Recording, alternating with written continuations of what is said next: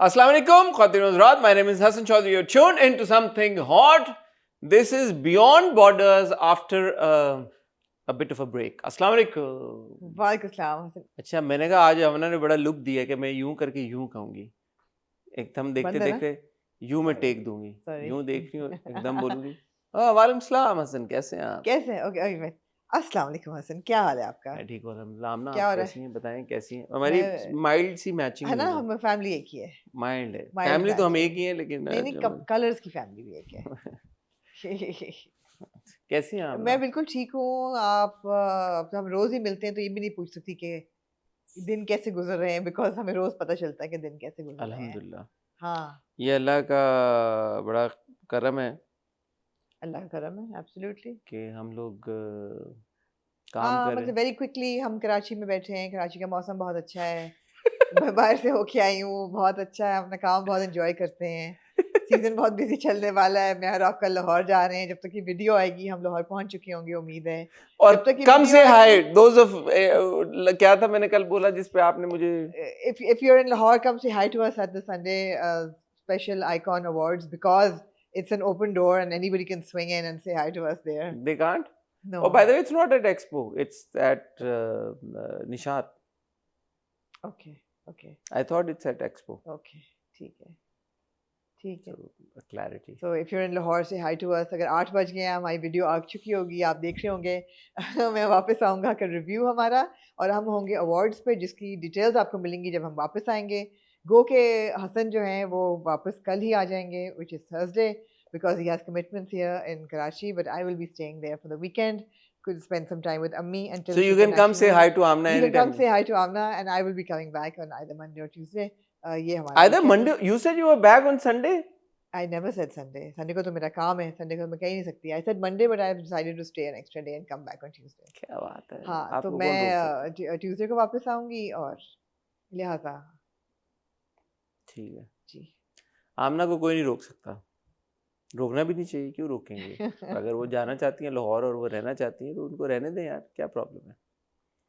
तो ये है, हमने एक सेगमेंट इंट्रोड्यूस किया था along with very many other segments, और हमने सोचा था कि हम इसमें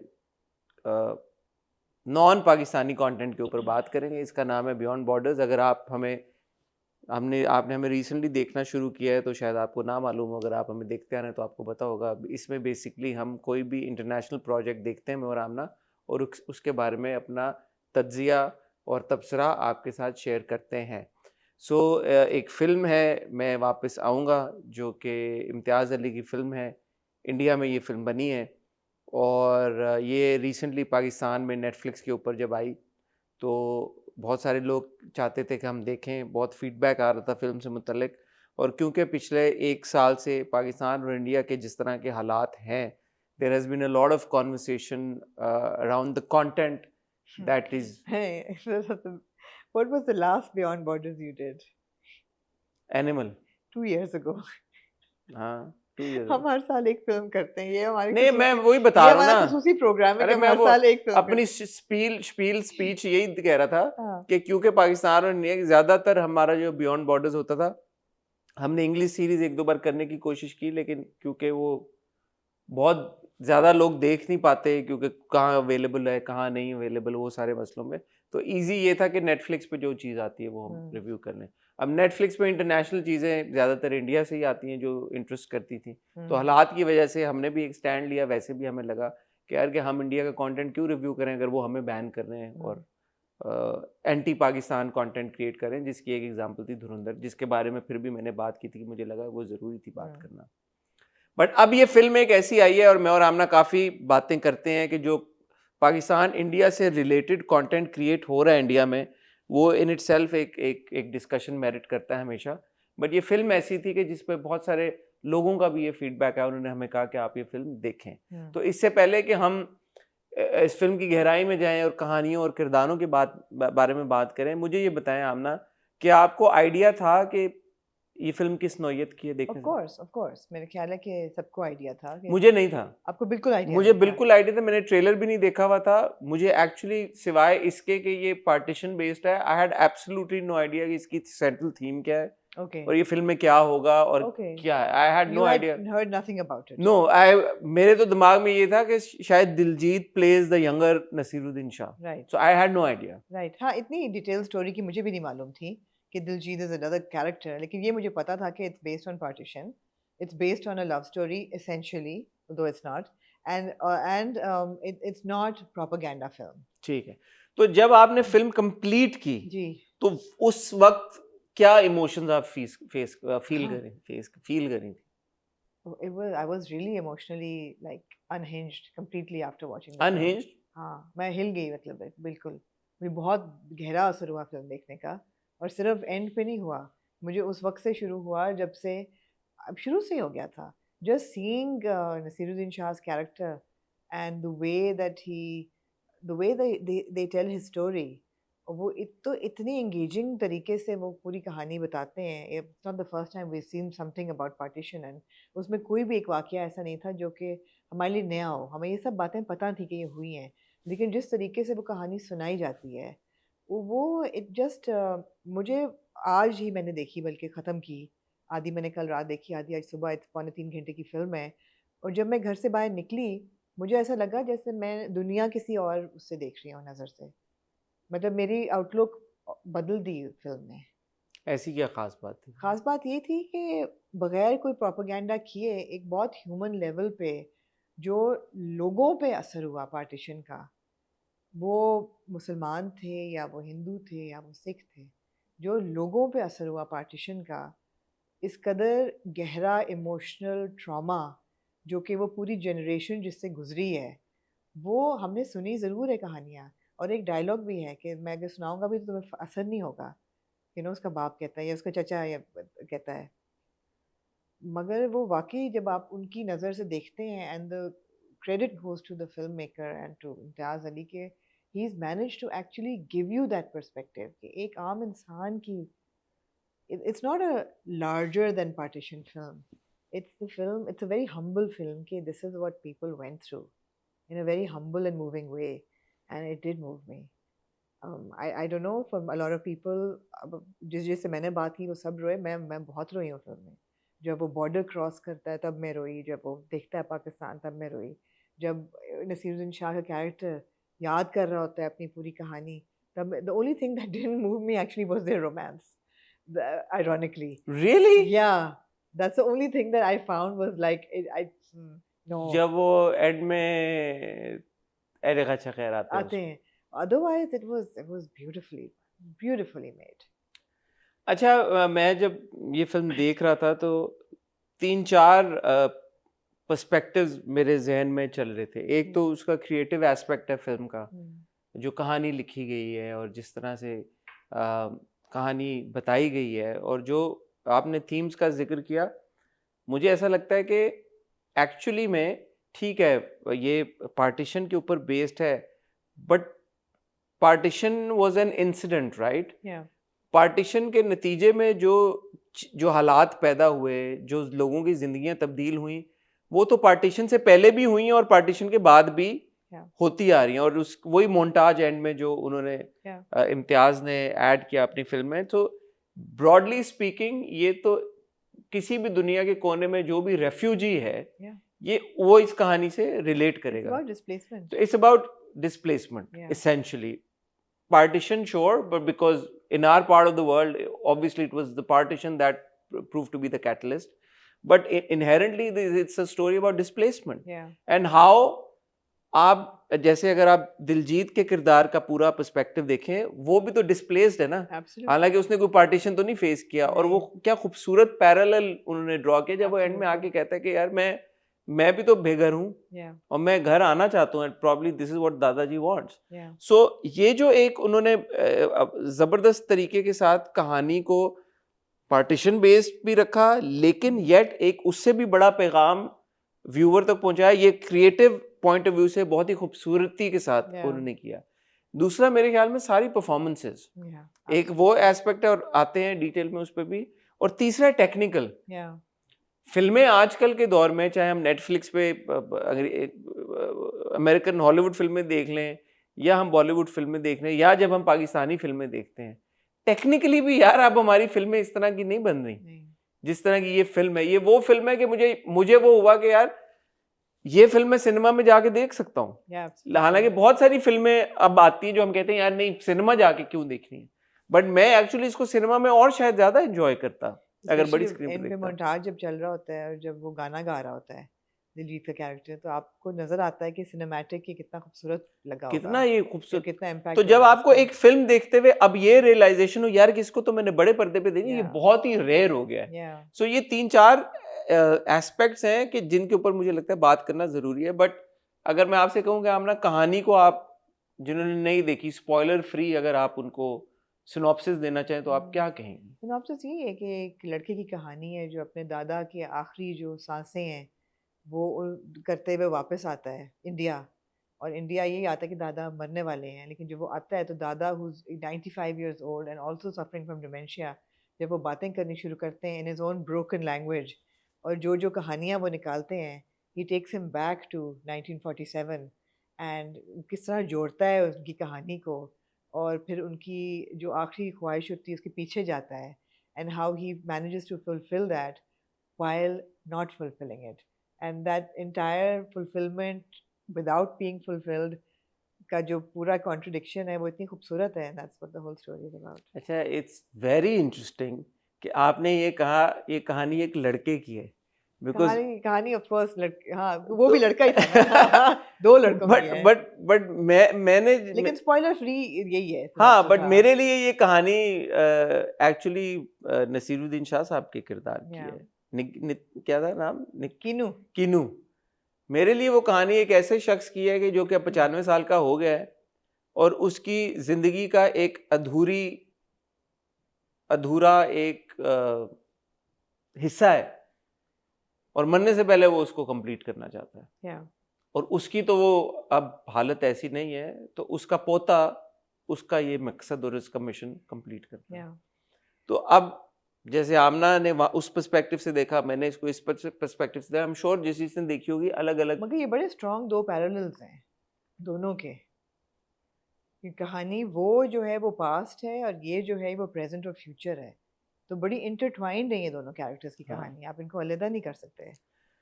इस मोड़ से आगे जो मेरी और आमना की अब गुफ्तगू होगी उसमें स्पॉयलर्स होंगे फिल्म से रिलेटेड। तो अगर आपने फिल्म नहीं देखी या आप चाहते हैं कि आपका एक्सपीरियंस स्पॉइल ना हो। नहीं, स्पॉइलर अलर्ट से पहले मैं ये कहना हाँ चाहूँगी आप कि कह दें। फिल्म आप ज़रूर देखें। आई थिंक हर एक को देखनी चाहिए, ख़ास तौर पे जो हमारी एक्सपैट कम्युनिटी उनको देखनी चाहिए। जो लोग जैसे मुझे एकदम ख्याल आया कि जब ये जनरेशन चली जाएगी तो ये एक्चुअली फर्स्ट हैंड कहानियाँ ये सुनाने वाले कहानियां भी नहीं खत्म हो होंगे। जाएंगी। और पहला मुझे ख्याल आया कि जब अम्मी आएंगी तो मैं उनसे सुनूंगी ये कहानियाँ, बिकॉज ये कहानियाँ सुनी नहीं है हमने straight from the horses mouth. Horses नहीं रहेंगे तो कहानियाँ नहीं रहेंगी। लेकिन ये है कि बाहर रहने वाले यहाँ रहने वाले सबको ही फिल्म देखनी चाहिए। पहली बात तो it's a beautiful cinematic experience, you would agree. Of course. The performances are, I think, Nasiruddin Shah's best performance of his career, which is not a small thing to say, या but it has to be his. I mean, that little gesture in the last scene, which we'll come to, you know, just ठीक जो करता है अपने आप को, thinking that, you know, it's like fantastic.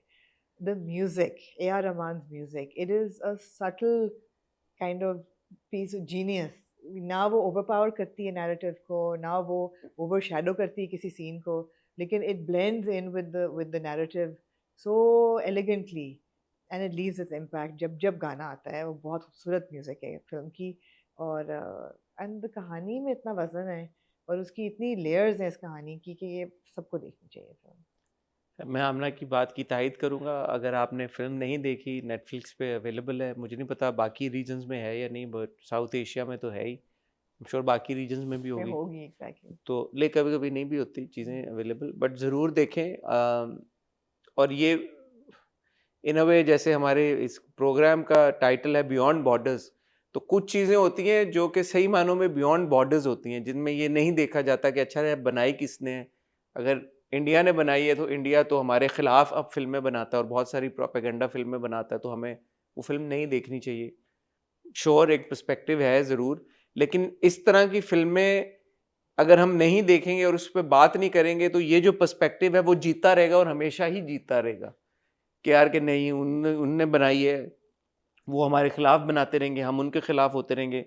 तो इस फिल्म का मकसद ही ये है कि इस सोच को किसी तरह से डिसमेंटल किया जाए और वो जो भी नफरतें क्रिएट हो जाती हैं, हो गई हैं, नहीं हैं, खैर दैट्स अनदर डिबेट, लेकिन उनको ख़त्म किया जाए। तो इसका बड़ा सॉरी बात काट रही हूँ, बड़ा खूबसूरत एग्जाम्पल है कि जो कीनू का छोटा भाई पाली होता है, उससे जब वो आके पूछता है कि दादाजी आप कहानी सुनाएं, कहते हैं मैं तुम्हें नहीं सुनाऊंगा, तुम नहीं समझोगे, हाँ। तुम सिर्फ नफरत समझोगे, और नफरत मकसद नहीं है इस कहानी का। और हम नफरत अपने साथ लेके मर जाना चाहते मर हैं, जाना ताकि चाहते कितनी हैं। और आई नफरत। Think that is the crux of the that is the crux crux of of it. Of या दिस फिल्म। तो जरूर देखें, ताकि आप सब हम मिल के एक अच्छी और पॉजिटिव सोच के साथ आगे बढ़ें। अब आगे की जो कॉन्वर्सेशन होगी भाई, उसमें स्पॉयलर्स होंगे, तो अगर आप अपना फिल्म का एक्सपीरियंस ख़राब नहीं करना चाहते तो या आप स्किप कर दें अगली कॉन्वर्सेशन। अगर आपने फिल्म नहीं देखी और आप फिर भी देखना चाहते हैं तो फिर आप अपनी मर्ज़ी से आगे की कॉन्वर्सेशन सुन लें। जी आमना, जी मुझे ये बताएं कि आपको इन पूरी फिल्म में सबसे स्ट्राइकिंग कैरेक्टर कौन सा लगा? Has to be Naseeruddin Shah young Naseeruddin Shah sahab और द लाइक यंग कीनू और the older Keanu? the older Kino. For me, it was the older Kino. Older Kino because older Kino की and of course कहानी उनके character को बनाती है, जिस तरीके से वो याद करते हैं, मार्शियंस को जैसे याद कर रहे हैं, चांद पे आग लगा दी को याद कर रहे हैं, या वो कहते हैं कि हिटलर का कैमरा और वो पूरी, it's just so interesting the way that imagery plays out and even in the direction. But old Kino, I think, was most fascinating character. इसमें तो कोई शक की बात But नहीं है why are you saying old or new? Kino का character is the most. You're not asking performance. You're asking character. Kino's character, of course, is the most intriguing. नहीं, मुझे लगता है कि वो दो किरदार भी मुख्तलिफ हैं। आप जैसे हम आर्क्स की बात करते हैं कैरेक्टर्स के, तो किरदार तब्दील हो जाते हैं, हमारे अपने अपने किरदार भी तब्दील हो जाते हैं। तो जो यंगर कीनू है वो एक बहुत मुख्तलिफ कैरेक्टर है, इंसान सेम तो है, Kino का कैरेक्टर arc ही मुख्तलिफ है है। ना? लेकिन जो ओल्डर कीनू है वो एक मुख्तलिफ किरदार है, जो एक कॉन्वर्सेशन जो होती है बेटे की, कि हमसे तो इन्होंने पूरी ज़िंदगी प्यार से नफरत ही है। बात तक नहीं की है, और फिर एंड में जाके कहीं पे वो सिरा मिलता है जब वो बॉर्डर क्रॉस करके जाता है कि दिल तो उन्होंने किसी और को दिया हुआ था, Yeah, दिल तो किसी और के पास था, तो कहाँ से दिल तुम लोगों को yeah, देते। yeah. तो वो एक बिल्कुल एक डिफरेंट जोन में, और जिसमें हमने देखा ओल्डर कीनू को और यंगर कीनू जो था। मैं इसलिए भी कहना चाहता हूँ because I was so impressed by that young actor, Yeah. And I don't want Vedang Rena. है। Vedang Rena. हाँ, Vedang Rena is one of the new actors, upcoming actors in Bollywood. सबसे he was in पहले the we Archies, I saw think. him in the Archies, and he's done a fantastic I job. have never seen his work before, Right, I have. but Vedang Rena is so good. Yeah. अब वो आप उसकी चाहे वो dance performance देख लें, जो आप कितने उसकी मजे का सीन था फराक, how good was that? Dialogue delivery देख लें, उसका रोमांस करना आप देख लें, शर्माना उसका उसका शर्माना उसका देख लें, घबराना। उसका एग्रेशन देख लें, Yeah. घबराना देख लें, बार बार जैसे वो कहता है मैं वापस आऊंगा। I was like, यार this is some crazy talent, Yeah. because of late, and I'm not just talking about Bollywood, but generally बहुत कम ऐसा टैलेंट आपको नजर आता है जो लगता है कि यार बहुत ही नेचुरल टैलेंट है, रॉ टैलेंट है। I was very impressed. But फिर वेदंग ने कहा इंटरव्यूज में रिपीटेडली कि ये टैलेंट जो है वो फिर इम्तियाज अली जैसा डायरेक्टर ही निकाल सकता बात तो वही है फिर, Yeah, बात तो वही है, एब्सोल्युटली। बात तो मैंने उनके इंटरव्यूज अभी नहीं सुने बिकॉज मैं अपना कुछ वो नहीं मैं करना। एक्चुअली काफी देर से I was following the story even before watching the film. अच्छा। हाँ, बहुत लोगों ने देखी और कहा देखो देखो देखो, और मैं बड़ा रेजिस्ट कर रही थी। मैंने कहा यार इतनी एक्सपेक्टेशन हाई हो गई है, ऐसा नहीं हो कि मैं देख के मायूस हूँ। तो मैं डर रही थी देखते हुए, लेकिन डरने वाली बात नहीं थी। बहुत खूबसूरत वो वेदन की, and also I want to give a huge shout out to Sharvari. Sharvari. हाँ, यार शर्वरी, मैंने उनका पहले काम नहीं, आई थिंक आलिया के साथ अभी उनकी फिल्म आई थी जिसकी काफी मीम्स और वो मैंने वो देखे थे, but she is such a good actor and she look so good. और जो भी पूरा वो जिस तरह का रोल था, जिस तरह से निभाया, जो रोमांस था, अब वो यंग कपल का जो रोमांस था, अगर मैंने क्योंकि उसका इतना इम्पैक्ट फील किया, तो जो आखिरी सीन था, बिल्कुल मैं जंप कर रहा हूँ स्पॉइलर, और जब वो पता चलता, स्पॉइलर स्पॉइलर स्पॉइलर, कि जब पता चलता है कि she passed away 5 years ago, 5 years ago, 10 years ago, however many years ago, और फिर वो तस्वीर को देख के यार जो मैं उस पॉइंट पे पहली बार आप फिल्म रोए? में मैं इमोशनल हुआ अरे थोड़ा आप मैंने पत्थर दिल हैं यार। मैं इमोशनल हुआ और थोड़ा सा एक चाँद वाली थी। एक चांद बाली थी और वो जो सीन था it just broke my heart it tore my heart I was तो लाइक यार यार look at this man dialogue भी था ना कि 75 साल यार एक लड़की के साथ एक लड़की की याद 78 में गुजारे इयर्स। 78 इयर्स गुजार दिए हैं अब बंदा चेहरा भी भूल जाता है यार 78 साल वो बहुत उसकी गर्लफ्रेंड कहती है ना कि मैं चाहती हूँ कोई मुझसे ऐसा प्यार करे, कि इतने साल गुजारे, तो वो कहता है मैं ऐसा प्यार करना चाहता हूँ, मैं भी करना चाह बट तो वो यार वाकई शर्वरी ने भी बहुत तो अच्छा शर्वरी के बारे में मेरा ये था कि Sharvari is beautiful and she look the part completely. Urdu diction में हाँ इशू था, उर्दू तो फिर राम ना अनफॉर्चुनेटली। उर्दू और डिक्शन में इशू था, इनंसिएशन में था, गैन और खे नहीं इतना फ्लुएंट था। दूसरी बात ये है कि जो जिया जिया है, Jiya is shown to be a pre partition Punjabi Muslim का मुस्लिम गर्ल।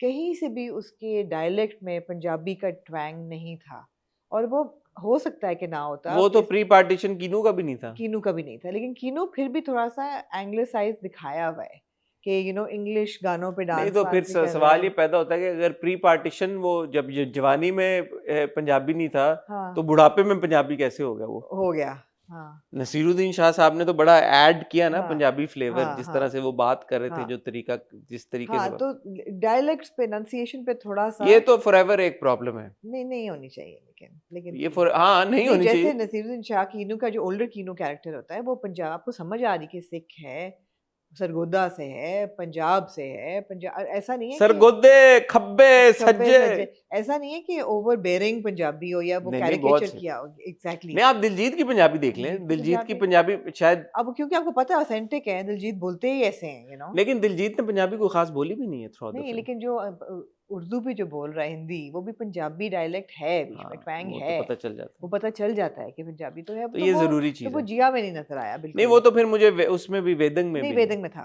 नहीं मुझे लगा पंजाबीनेस कहाँ थी वेदंग में नहीं, हल्की सी थी, नहीं कहाँ थी मैंने तो हल्की सी थी। पंजाबी अच्छा, लेकिन बात यही है कि जो सिख एक्सेंट एज़ अ मुस्लिम जो पढ़ रहा है, अरबिक पढ़ रहा है, उसमें खे वगैरह सही होता है।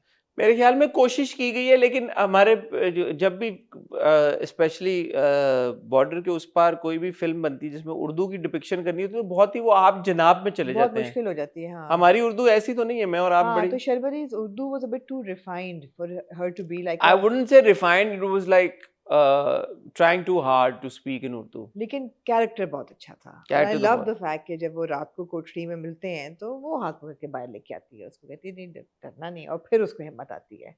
तो वो कैरेक्टर बहुत अच्छा था। लग भी बहुत अच्छी दी लग थी भी बहुत अच्छी रही थी। वो तो ऑन पॉइंट बिल्कुल।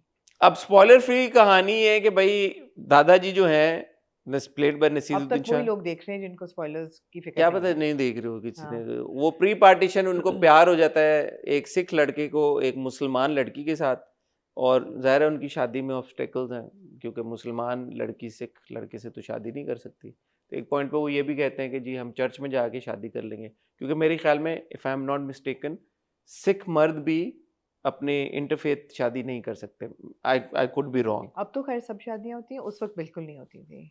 नहीं जैसे हमारे यहाँ तो ये तो मज़हब में है ना कि आप शादी नहीं कर या सकते लड़कियां औरतें जो हैं वो गैर मुस्लिम से नहीं, मुझे शादी लगता नहीं है अब कन्वर्जन्स हो जाती है ना अब। उस वक़्त मेरे ख्याल है कन्वर्जन्स भी इतनी नहीं होती। आप अहले किताब से तो कर सकते हैं, और उसके अहले अलावा किताब मर्द औरत से कर सकता है औरत नहीं कर सकती जी। तो मुझे नहीं पता बट मुझे शायद मैंने कहीं पर पढ़ा था कि शायद सिख जो हैं वो भी नहीं कर सकते। नहीं कर सकते हुँ। बट जिस वजह से वो कहता है कि हम चर्च में कर हाँ, लेंगे हाँ। बट तो इनको प्यार हो जाता है हुँ। और साथ ही साथ उन्हीं दिनों में पार्टीशन हो जाता है अच्छा। और ये क्योंकि पाकिस्तान वाली साइड पंजाब सरगोदा में रह रहे होते हैं तो वहाँ पे जो सिख्स हैं ऑब्वियसली जब पार्टीशन हुआ तो हमें पता है कि वहाँ और यहाँ दोनों जगहों पे जी। हालात ख़राब हुए अच्छा और मुझे ये बात सही लगी कि उन्होंने ये डिपिक्ट किया कि जो इंडिया से ट्रेन आई है हुँ। जो जिसको विलेनस कैरेक्टर दिखाया गया यहाँ पे हुँ। सज्जाद आफ़ताब में है। आफ्ताब या आफ्ताब आई थिंक उसको दिखाया तो उसकी जो फैमिली आ रही थी वहां से वो पूरी ट्रेन जो थी वो कत्ल होके पहुंचे या थे यहाँ पे या तो उन्होंने ये नहीं दिखाया कि सिर्फ जो है इस साइड पे बॉर्डर के इस या साइड पे हुआ, उन्होंने कहा कि वहां से भी जो ट्रेन आ रही थी तो जो भी उस साइड पे थे, चाहे सिख थे हिंदू थे, उन्होंने यहाँ पे लाशों को भेजा, और यहाँ से फिर जो माइग्रेट करके सिख या हिंदू जा रहे थे वो भी उनके साथ भी जुल्म हुआ। रावलपिंडी इंसिडेंट का मेंशन हुआ रावलपिंडी है, इंसिडेंट का भी और मेंशन हुआ। पूरा रैडक्लिफ लाइन की वो बड़ी अच्छी उन्होंने हाँ, मजाक उड़ाया जिस तरीके से डिवीजन हुई थी। ये मतलब रियलिटी बेस्ड तो था दादा सारा। लोग जब आ गए पार्टीशन के बाद इस तरफ चंडीगढ़ चंडीगढ़, और लेकिन वो अपनी खवातीन को पीछे छोड़ आए थे। खवातीन को पीछे छोड़ आए थे। उस मुझे लगता है बड़ा खूबसूरत था और बड़ा रियल था कि उस वक्त तक कीनू की नज़र में भी और बहुत से लोगों की नज़र, वो आइडियलिस्ट, लाइक बंटवारा कैसे हो सकता है, हम यहाँ रहने वाले लोग हैं। नहीं, और एक उन्होंने पॉजिटिव मुस्लिम फैमिली दिखाई ना, दिखाई जो उन्होंने, जो हाँ, किरदार था जिन्होंने। कहा कि इनको ले जाओ, इनको छुपा दो, इनको मैंने कहा बंटवारा कैसे हो सकता है, हमने पूरी जिंदगी इकट्ठी गुजारी है, हाउ कैन हम दम दुश्मन कैसे हो सकते हैं, कौन सी लकीर है, क्या मैं इधर जाऊंगा तो ये हिंदुस्तान होगा और इधर जाऊंगा तो पाकिस्तान होगा, कैसे हो सकता है ये। तो दे आइडियलिस्ट थे सारे। उन्होंने कहा हम आ जाएंगे वापस, हम लेने आ जाएंगे, औरतों को कुछ नहीं कहेंगे, हम वापस आ जाएंगे लेने।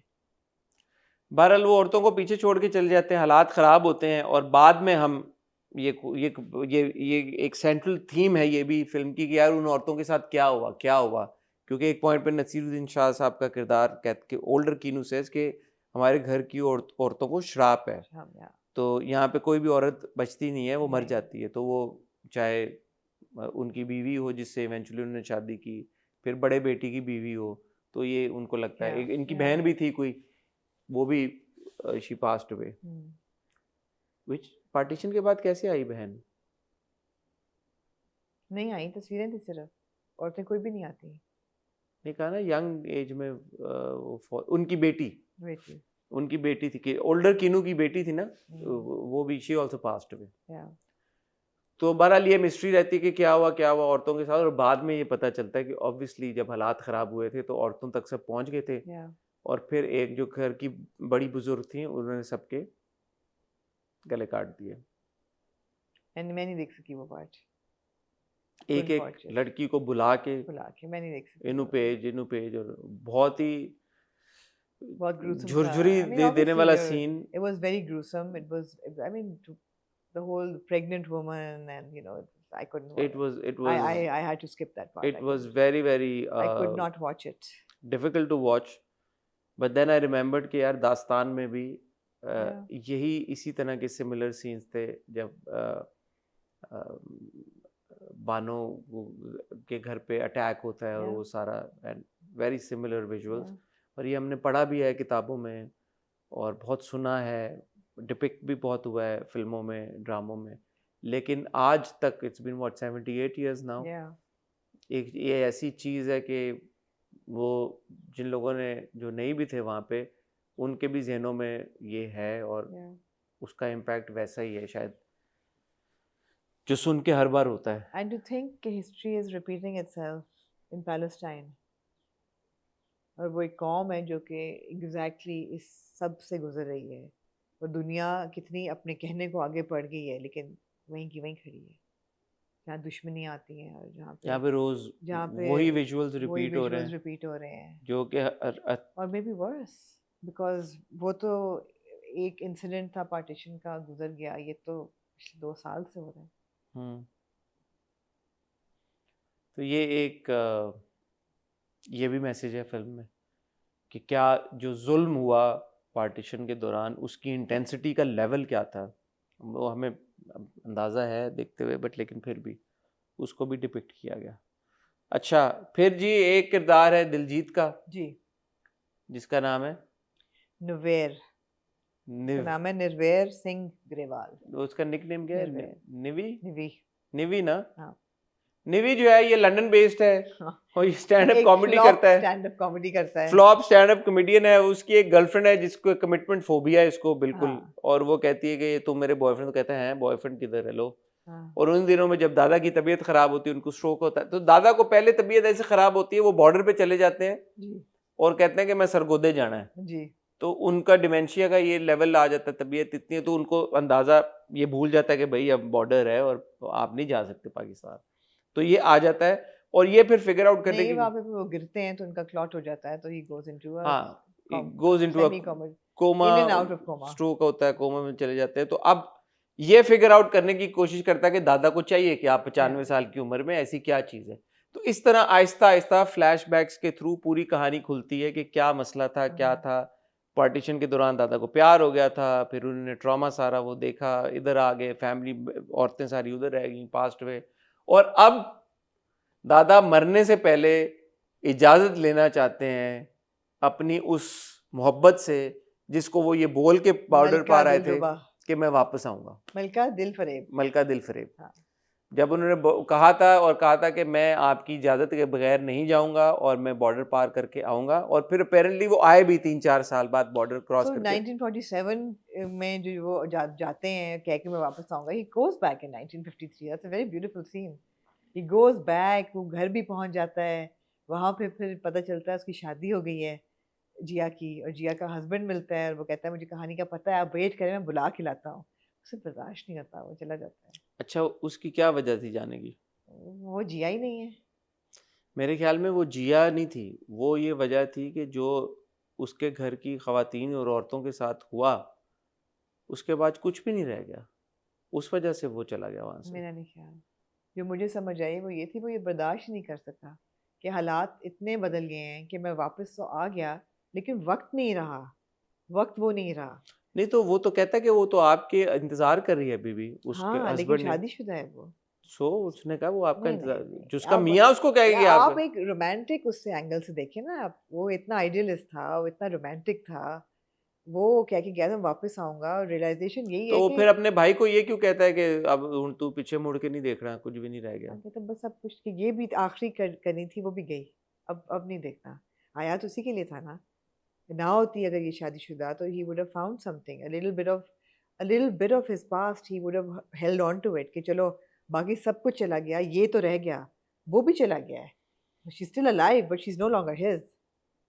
He has lost her as well. That feeling of loss, he said अब नहीं पढ़ के देखना भैया, सब कुछ गया। और वो तो भी नहीं भागती उसके पीछे। She hears him going out but she doesn't run after him because time has changed. That's the whole tragedy of it, कि मैं वापस आऊंगा, वापस आ भी जाओ तो हालात, चीजें बदल गई हैं, it's not the same. What can you reclaim? दो जो डैमेज कर गया है वक्त और हालात, वो आप वापस चले भी जाएं तो ट्रेजेडी ही है कि वो वक्त वापस आ ही नहीं सकता। जो चीज़ें बदल गई हैं वो they can't be undone now. People who have died and who have been murdered cannot be unmurdered. That is the heavy heart and the sorrow that you feel. बहरहाल किन्नू जब अब मरने लगा है 95 साल की उम्र में, तो उसको वापस याद आई है मलका दिल फरेब की, इसलिए कि वो नज़म पढ़नी थी उसने उसके लिए, और नज़म पढ़नी थी और इजाज़त और लेनी दोबारा थी। लिखता है क्योंकि एक दफ़ा लिख के फाड़ के फेंक चुका होता है। और इजाज़त लेनी थी कि मैं अब जाना चाहता हूँ। जाना चाहता हूँ। तो वो ढूंढता ढांढता। कैसा लगा आपको सरगोदा की डिपिक्शन? कैसी हो सकती थी? ठीक थी यार। ठीक थी, क्या क्या होता। नहीं मुझे तो ठीक लगी। ठीक थी, मतलब हाँ, इन हालात में जब जो अगर वो असल में शूट करते तो मेरे ख्याल में बहुत अच्छा होता। मेरे ख्याल में आई रिसर्च थिंक बहुत की है। उन्होंने कोशिश भी की थी, या शायद शूट करना चाहते करना थे चाहते थे, नहीं कर सके। इम्तियाज पाकिस्तान में, जी, लेकिन हालात की वजह लेकिन से आई शायद। थिंक रिसर्च बहुत हुई है and रिसर्च तो बहुत हुई बहुत है, हुई तो कि हाउ इट नजर आ रहा है लुक्स। कि या बहरहाल वो क्योंकि ब्रिटिश सिटीजन है, वो पहुंच गया। निवी। हाँ और निवी ने एक वो अच्छा इंपॉर्टेंट सीन था फोन कॉल पे, जो कहता है मैं तो ब्रिटिश पासपोर्ट है और वीजा तो मैंने पहले ले लिया था। हाँ, तो ब्रिटिश पासपोर्ट पे उसको पाकिस्तान का वीजा मिला हुआ है, मिला हुआ है। और वो बॉर्डर क्रॉस करके आता है पाकिस्तान इंडिया से, और दादा को ढूंढते ढूंढते। इमोशनल सीन था जब वो पाकिस्तान का बॉर्डर होता है, वो क्रॉस करता है और आप देखते हैं वो बार्ब्ड वायर के थ्रू चल के जाता है, और फिर आप देखते हैं जब गाड़ी में बैठता है तो वो लैंडस्केप वही है जो इस तरफ था। It was very emotional. ऐसा ही है, ऐसा ही है। जो बॉर्डर क्रॉस करके गया उसको ये पता होगा बहुत ज़रूरी था, ये कहानी बताना कि बहुत लेफ्ट से ज़रूरी। राइट ऐसा ही है, राइट से लेफ्ट या लेफ्ट से राइट। खब्बे जाओ कि सज्जे जाओ। वो बहरहाल पहुंचता है घर पे ढूंढते ढूंढते जिया को। वहां पे पता लगता है कि जिया तो 10 साल 10 पहले साल पहले। फौत हो लेकिन गया। जिया का एक पोर्ट्रेट लगा होता है। जिया का बहुत ही खूबसूरत पोर्ट्रेट लगा होता है, और वो पोर्ट्रेट दादा को दिखाता है। दादाजी शायरी अपनी पढ़ते हैं। और मैं कहती हूँ क्या नसीरुद्दीन शाह की वो परफॉर्मेंस थी। एक बंदा है 95 साल का जो लेटा हुआ है बिस्तर पे, हाफ कोमा, डिमेंशिया का पेशेंट, लेकिन जब वो देखता है आगे तो कीनू निवी है, पीछे पोर्ट्रेट है उसका, एकदम एक तो आंखों में चमक आती है, देयर इज अ फेंट स्माइल एंड वो अपनी दाढ़ी ठीक करते हैं द फेंटेस्ट वे है sorry that little nuances were brilliant they were absolutely mind blowing. I said, yeah, what a performance. कि एक मरतबा बंदे को अपनी महबूबा 78 years पहले देखी हुई उसके बाद से देखा भी नहीं उसने ऐसे वो ठीक है उसके दिल में क्या गुजरी होगी उस वक्त That's beautiful. अच्छा चलें, अब जब हम कंक्लूजन पे पहुंच ही गए Concluding, हैं, हाँ. तो अब नसीरुद्दीन शाह साहब के बारे में बंदा क्या बात करे, जब अगर आप ये Yeah. फिल्म देख रहे हैं और आपको ये एक्टर नज़र आ रहा है और ये एक्टर ऐसे ऐसे परफॉर्म कर रहा है, छोटी छोटी चीज़ें, बिस्तर पे लेटे हुए मरने वाला है, जो डायलॉग डिलीवरी है, फिर एकदम आंखें खुल जाती हैं देख के, फिर एंड वाला जो शायरी वाला पार्ट है, बंदा किस किस पॉइंट पे उनकी तारीफ करे और बंदा किस किस पॉइंट पे उनके बारे में ये बात करे कि यार ये एक्टिंग है और ये असल में बंदा जो था वो इस हालात में नहीं था। उनको देखते हुए यही लगता है यार ये असल में कोई बाबा जी हैं 95 साल 95 के, साल का बाबा है यार. और जो बेचारे इन मुश्किल हालात से गुजरे और अब ये फौत होने लगे और इनकी सांसें अटकी हुई और इनकी इनकी बस मुश्किल आसान हो जाए किसी तरह Yeah, से। yeah. आप भूल जाते हो यार ये एक अदाकार है बंदा और ये अदाकारी कर रहा है ये, और ये शायद इस उम्र का भी नहीं है असल में, Yeah, yeah. चलते फिरते हैं माशाल्लाह, हंसते बोलते हैं, सब नॉर्मल है उनका। हाँ. But it's fascinating the way that he's brought this character to life, Yeah. only for that character to die by the end of it. It's a beautiful transition from the first scene right till the last scene. Every single dialogue, हम dialogue delivery की बात करें, हम जो आप पंजाबी उर्दू की बात कर रही हैं उसकी बात करें, डायलेक्ट की बात करें, बॉडी लैंग्वेज जो जिस तरह से इम्पेयर्ड हैं वो डिसेबिलिटी के साथ, उसकी आप बात करें, किस चीज़ की बात करें यार, एक्सप्रेशन की बात करें, आंखों के एक्सप्रेशन की बात करें, Fantastic. क्या मैं कहूँ, क्या बंदा तारीफ में कहे, what a phenomenal actor. I think दुनिया मानती है, मतलब इसमें तो कोई शक की बात ही नहीं है। And by any count, by any award committee's standard, a genuinely award winning performance. Absolutely. Absolutely. Undoubtedly. What do you think is going to be the impact of such a film, or should be the impact of such a film? I think human to human empathy and kindness. Empathy is the basic need of the day. And I think that impact ज़रूर किया होगा लोगों तक.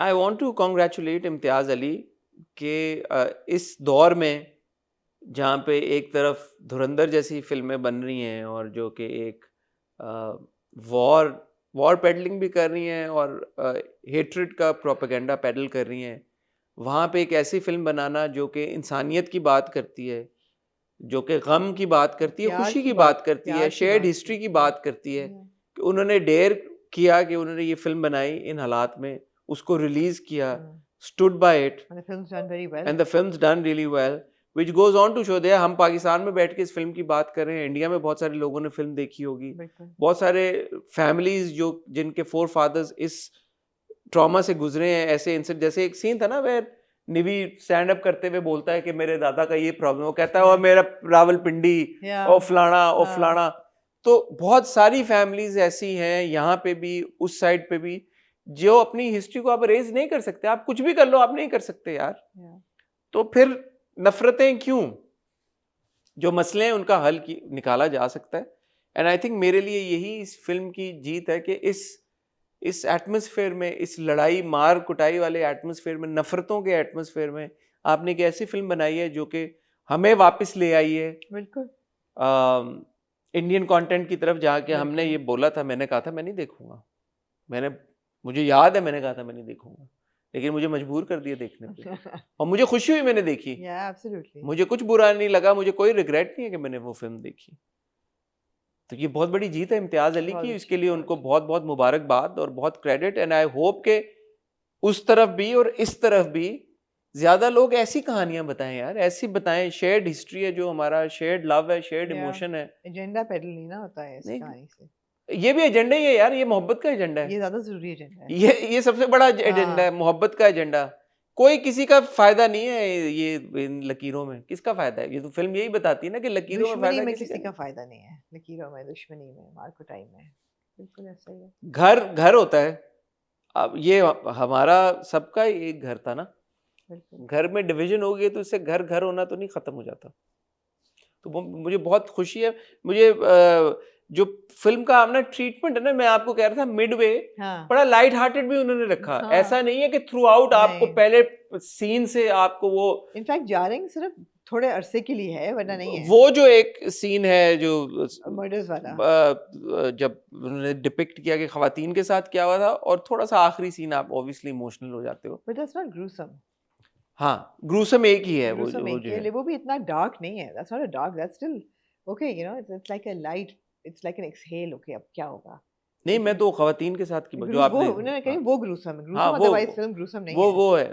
तो मतलब एक मुझे ये भी बात बहुत मजे की लगी कि पार्टीशन जैसा बहुत ही एक, जिसको हमें जैसे दास्तान हमारे लगता था ना कि बहुत ज्यादा हाँ, तो if you, I mean, if you compare it with Dastaan for example, Dastaan had become very difficult to watch because वो कोई ब्रीदर ही नहीं आपको दे नहीं रहा था, था। ब्रेक ही नहीं दे रहा था। मतलब वो बानो उधर से इधर आ भी गई, फिर भी उसकी ज़िंदगी उसकी उतनी ही अज़ाब में रहती है, उतने ही वो दुःख देखती है, उतने ही ज़ुल्म होते हैं उस पे। अब ये अगर आपको दिखाते हैं कि जी जिया जो है वो बाद में उसके साथ क्या हशर होता रहा, अभी भी हशर हो रहा था, तो वो बहुत हेवी हो जाता। बट जस्ट बिकॉज ये उस तरह की लाइट में नहीं है, इसका ये मतलब नहीं है it's less impactful. No, absolutely. No, I think it's more impactful actually because you want to watch it. You think it's more I think impactful? it's more impactful because it's more watchable. It's you relate to it more, you connect with it more because it's watchable. You're not shying away. अगर पूरी film gruesome होती मैं ना देख पाती, तो impact भी ना होता। इम्पैक्ट भी ना होता। तो अब आप देखना चाहते हैं और लाइट हार्टेड है। Even I mean, older Kino's character is like, you know, he's a light hearted बाबा। मजे का है यार। और इनकी शादी शादी हुई, इनकी भी हुई, जिया हाँ, की भी हुई, exactly, इनकी औलाद भी हुई। absolutely. तो यही बात है ना कि यार अब आपको लगता है कि सब कुछ नॉर्मल ही होगा यार, लेकिन नॉर्मल नहीं था ना। उन लोगों से पूछें जो उन्होंने वो वक्त गुजारा। और आपकी बात मुझे अब दोबारा उसकी रियलाइजेशन हो रही है कि कुछ ही साल है उसके बाद ये लोग नहीं रहेंगे। नहीं रहेंगे। आहिस्ता आहिस्ता वो लोग खत्म होते जा रहे हैं कि जिनकी ये मेमोरीज में ताज़ा है ये चीज़, जिन्होंने खुद ये एक्सपीरियंस किया था। उसके बाद ये कहानियां भी खत्म हो जाएंगी और फिर दुनिया का क्या होगा, फिर तो एब्सोल्युटली। कुछ नहीं मतलब है। अम्मी वो किस्से सुनाती हैं कि जब उनके घर में उन्होंने कोई सिख डॉक्टर थे उनके मोहल्ले के, उनको पनाह दी थी जब तक कि वो निकल नहीं गए। और ये भी था कि वो कोई नेबरहुड में सिख ही थे जो कि इतने अमीर थे, उनको जब पनाह दी तो वो अपना सोना सारा मेरे नाना के पास छोड़ गए। मतलब कोई ऐसी चीज़ें, ये बड़े किस्से हैं लोगों इसमें के भी उन्होंने पास। पगड़ियों में जैसे छुपाया है उन्होंने। छुपाया सोना और सब ये कुछ। बड़ी कहानियां हैं लोगों के पास। लोगों ने एक्चुअली डीएम्स भी किए हैं अपनी कहानियां, the trauma that they been through. हाँ, of course of course. Directed by Imtiaz Ali ji, जी, written written also. By Imtiaz Ali and Nayanika Mahtani. जी। तो इम्तियाज को जहाँ बहुत सारा क्रेडिट, वहाँ पे नयानिका महतानी को भी क्रेडिट। उन्होंने को राइट की है फिल्म। उर्दू में क्या बोलूँ, उन्होंने साथ मिलके लिखी बिल्कुल। है। तो उनको भी बहुत शाउट आउट। और मैं प्रोड्यूसर्स को भी स्पेशली मेंशन करना चाहूँगा, समीर नायर, दीपक सहगल, मोहित चौधरी और शिबाशीष सरकार। तो well done all of you. Cinematography है सिल्वेस्टर फॉनसेका की। ये कोई बाहर के मुझे लग रहे हैं इंसान है। तो ये सब लोग मार्शियन। हाँ। तो मैं इस पे लिखा आ रहा है, जो मेरे पास खबर इंफॉर्मेशन आ रही है कि 70 करोड़ के बजट पे बनी है और ऑलमोस्ट 100 करोड़ जी बिल्कुल। का बिजनेस कर लिया है। तो ये again goes on to show या कि एक फिल्म या जो कि मोहब्बत की कहानी बता रही है बिटवीन पाकिस्तान एंड इंडिया, भाई 100 करोड़ का बिजनेस कर लिया बिल्कुल उसने। बिल्कुल। और पॉपुलर भी है, हुई है, लोग उसके बारे में बात भी कर रहे हैं। तो वो 1000 करोड़ धुरंधर का ज्यादा अजीज है आपको या 100 करोड़ इसका अजीज है, ये आपको खुद ही फैसला करना पड़ेगा। बिल्कुल ऐसा ही है। It's a hit. जी 2026 की 10th हाईएस्ट ग्रॉसिंग फिल्म है। और कास्ट में हमने सबको मेंशन कर दिया, नसीरुद्दीन शाह, दिलजीत शर्वरी और या host of other actors. Everybody is done a fantastic job. सबको बहुत बहुत मुबारकबाद। वेदंग रायना जी also ji. great job. Anything Great else job. Amna you'd No, like to say? great job. Watch it if you haven't watched it and enjoy it. And And more content like this please. yes sir. More content like this from here and there as well.